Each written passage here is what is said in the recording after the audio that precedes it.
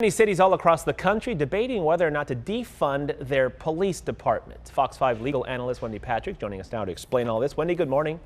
Good morning, Raul. I think a lot of people, as this term became more and more popular on social media, they were wondering, what does this mean? Does it mean they want to get rid of police departments?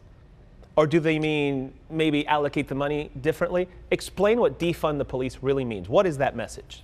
Yes, I think you got it on the second try, Raul. It's a reallocation call. It's not a banning of the blue. We're not going to do away with police departments.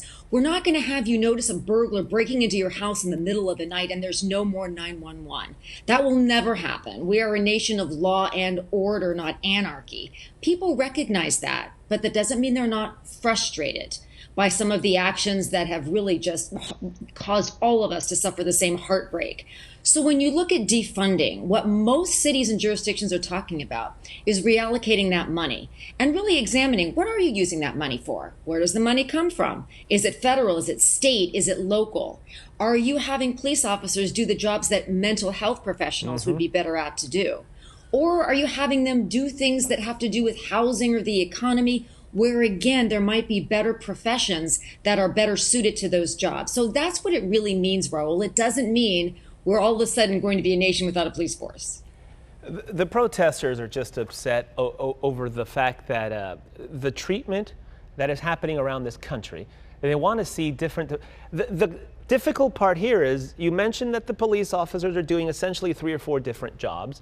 I don't know if the right terminology is that jobs that they're not necessarily qualified for in terms of mental health. They try to have seminars and whatnot, but quite frankly, those are different jobs, social worker jobs, people who are trained specifically for that. How do we fix this moving forward and have different people do? Is that the goal here? Is that start a new agency that will do this specifically?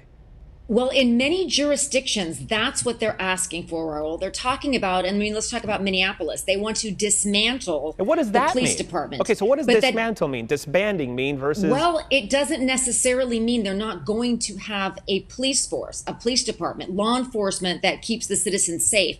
What it means is they don't like what they see now, and they want to know how we can change it.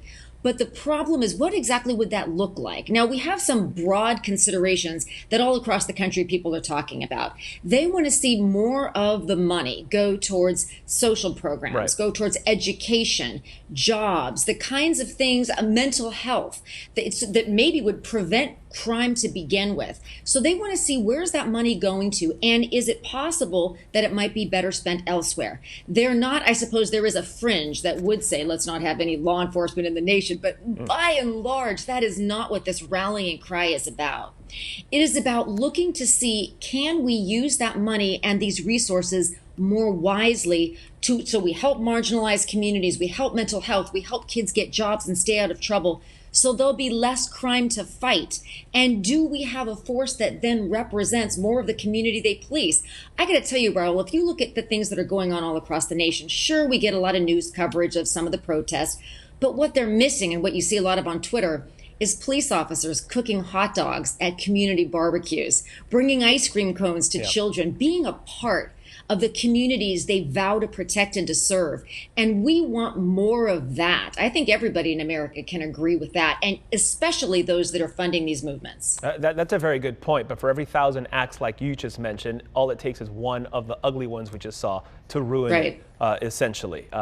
Let's talk about precedent. Is there any precedent for this in terms of a legal standpoint? Because I think the changes that people want right now are, throw away the old scrapbook. We're going to start brand new.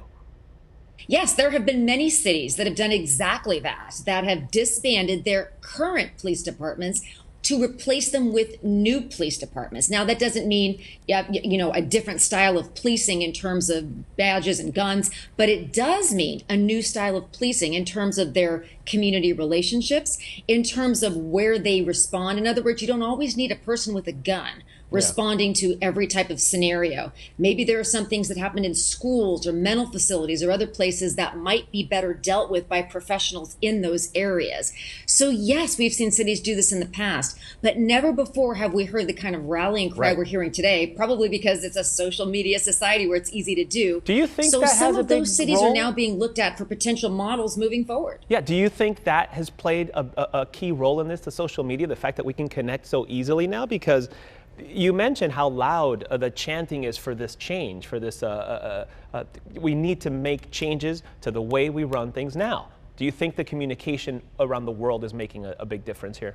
Raul, I wish that that was the way it was phrased, that we need to make a change. The slogan "Defund Police" strikes fear into the heart of Well, sure, law-abiding because it sounds like they America. want to do away with the police department. Exactly. That is not what it means. And it's actually Yeah. not what even those that use the Right. slogan are thinking about. So that's something heartening, I suppose, to sort of temper down this movement. Well, it's they almost do like- want to see a change, but not an eradication. Right. It's almost like somebody who runs a city council meeting or a budget meeting or an accountant came up with it. You got to realize what that really means. It's not get rid of the police department. It's reallocating funds and putting money perhaps somewhere else where it's not run under the umbrella of a police department.